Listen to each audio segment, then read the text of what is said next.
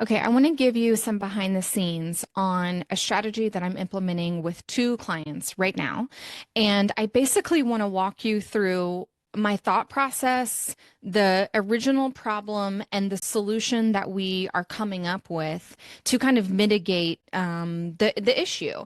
And I'm delivering this to you in real time, so you can kind of be a part of behind the scenes strategy. These are my favorite things to be a part of and follow along with business owners. And so that's what we're going to do. But before I dive into the problem, I want to Okay, so let me outline what the problem is. I'm working with all of my clients are one-on-one service-based business owners. So they do everything from, SEO strategy to website design or branding, copywriting, marketing strategy, operations, project management, stuff like that, right? They are in the weeds with their clients. They are doing things, they are implementing. And what ends up happening is that over the years, the offers and the containers that they are walking their prospects through either get really clunky and messy because they're kind of throwing the menu at them, right? We talked about that in the last video. There's lots of deliverables, there's lots of milestones, there's lots of pieces to the project, right? Because, you've turned into a yes woman. Over the months and the years, when one prospect has asked if you could do this, you just added it to the pile, right? You threw it on, and you offer it because what if the next person wants this thing, right? So you either have that where you're offering the kitchen sink, or every single thing that you are creating for your clients is custom. Now, those are issues in and of themselves, right? But the real issue that my clients were facing was that those containers were getting harder and harder to convert, and leads were harder to come by, and the discovery calls were dwindling, the sales calls were dwindling, and they were hitting a revenue ceiling month over month. It was different for every client. So there are some of my clients who, can't seem to get to like 8 to 10K months. There are some of my clients who can't maintain 25 to 30K months, and some of my clients who can maintain high revenue months but want to scale to like 45 to 55K months. But there's some refinements that's needed, right? Because they can't keep doing what they've been doing, because they're at capacity. So that's the overall core issue. Now, before I go into the strategy, I want to walk you through just a teeny tiny version of why I think I'm someone who's worth listening to in this space. I've been in the creator economy serving one-on-one service-based business owners for over 14 years. It's who I've always served. It's who I love serving.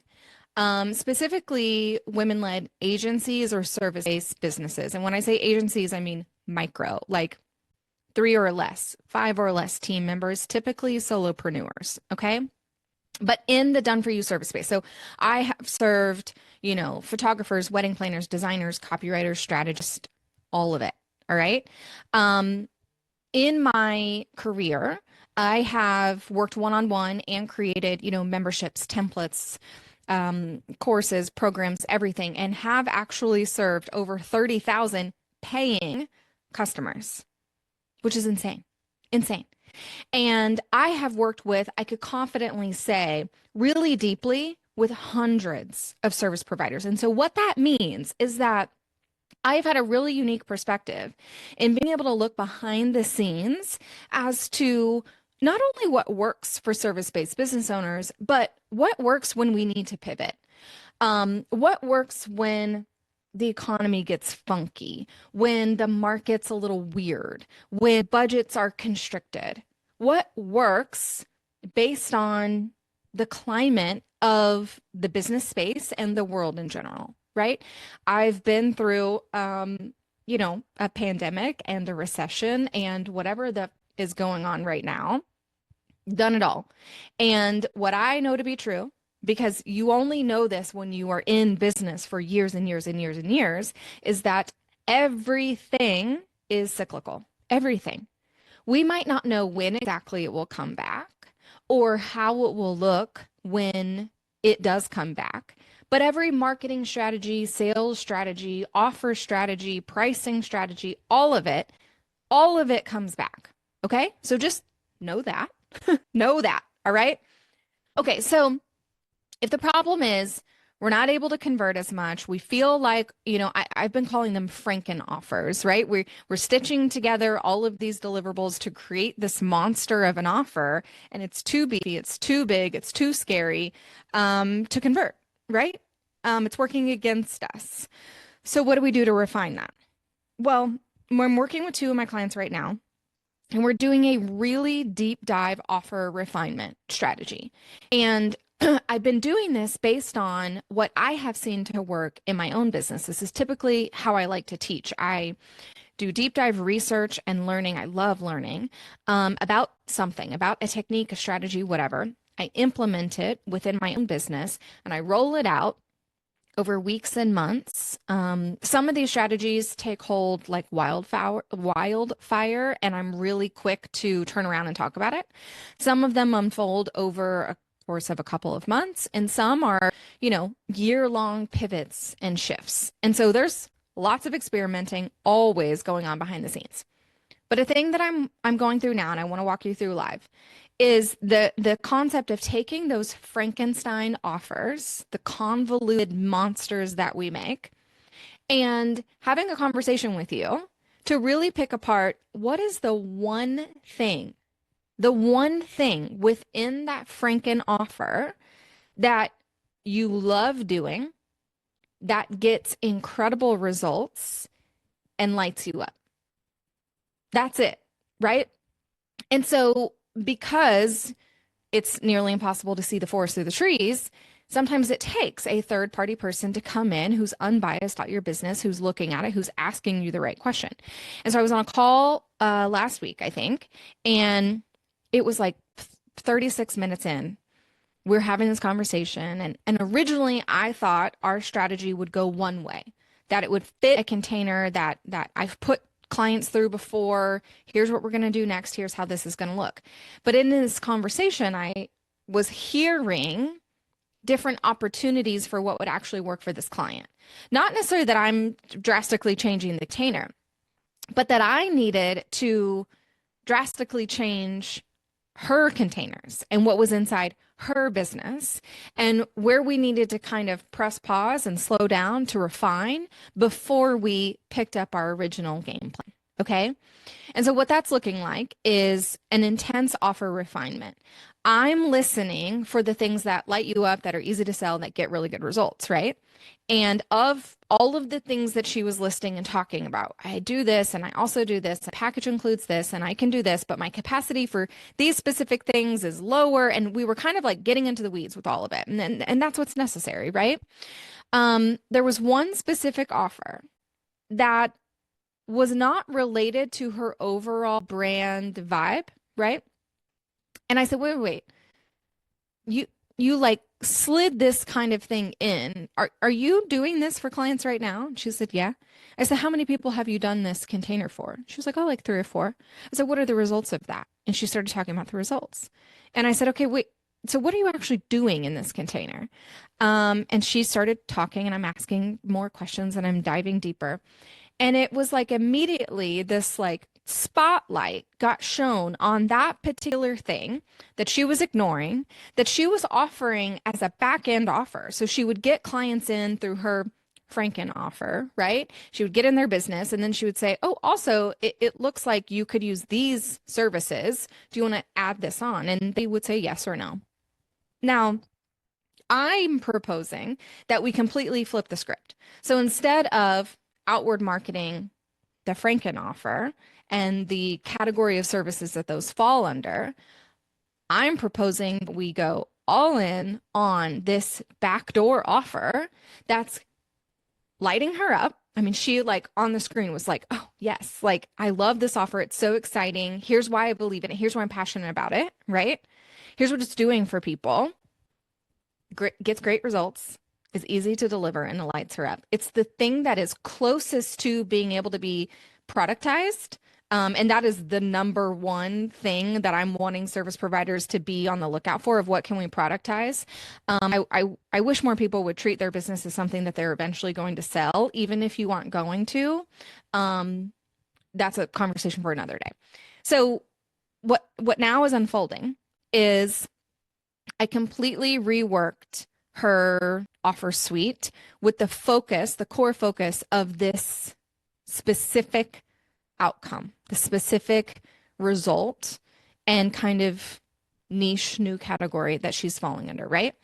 I completely reworked what is a 3 offer ascension model for her offer suite. We have an easy yes, a low hanging fruit, over deliver, get a quick win, quick result. Dive a little bit deeper, right? So right now we're currently in conversation to get in agreement about what are those items in the deliverables, what's the scope going to look like so that we can actually productize it. But what's funny is that we almost had nearly mirror conversations with another client a week later. So we're chatting and she doesn't have a Franken offer, right? It's pretty streamlined. She offers one thing, it's done for you. She offers another thing, it's a membership. It's DIY, right? That's it. And it's all the same niche, the same conversation. And so we're trying to, strategize to get some more people inside of the DIY, offer. This is the revenue lever that we want to pull in order to bridge her from like 35K months to 45 to 55K months, right? This is what we want to kind of carry her over into the $1 million business. Okay. And so we're talking and I'm asking questions. And she throws out this thing that she's been, I've been doing this hybrid offer because I'm having conversations with folks who aren't ready to do the done for you investment, but who don't think that the DIY is for them. They want more than that. And so I kind of created this hybrid container. And here's who's gone through it. Here's who I've sold. Here's how it's going. Again, it was lighting her up. It was easy to deliver and it was getting a great result. Okay. Why aren't we talking about that?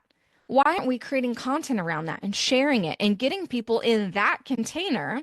And then let's upsell them or downsell them. That's it.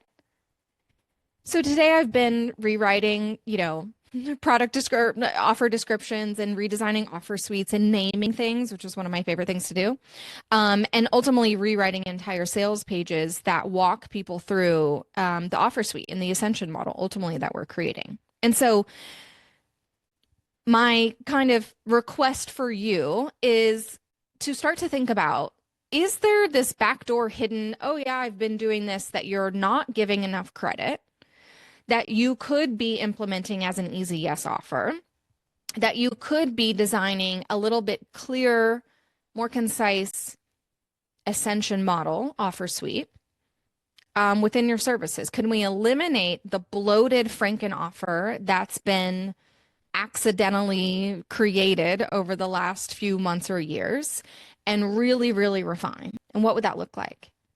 And if you want help having someone ask you the right questions so you can identify what that actually is within everything that you're doing, because it's so hard to see when you're in it, it just feels so second nature to you, then let me know. Comment below.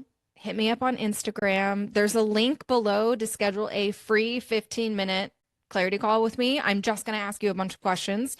You might leave that call with enough clarity to go take action on your own. If it makes sense for us to continue working together, then we can talk about what does that look like, right? But let's connect.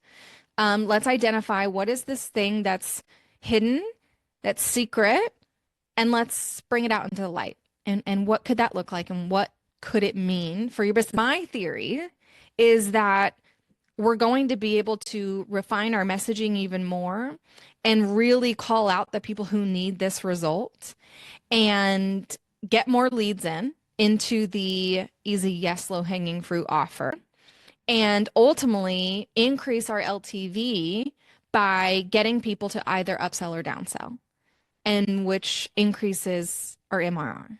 So those are the kind of things that I'm predicting will happen. Aside from that, those tangible results, I think that my clients are going to start to feel happier about talking about their business, more excited to hop on discovery calls and sales calls, being able to create content easier, right? All of those things are byproducts of getting crystal clear on your offer suite and going all in on something that's easy to deliver, provides a quick win, and lights you up, right? Those are the checkpoints. So I would love to chat with you on figuring out what could that look like within your own containers, and mapping that out. So comment below or schedule some time on my calendar and let's chat.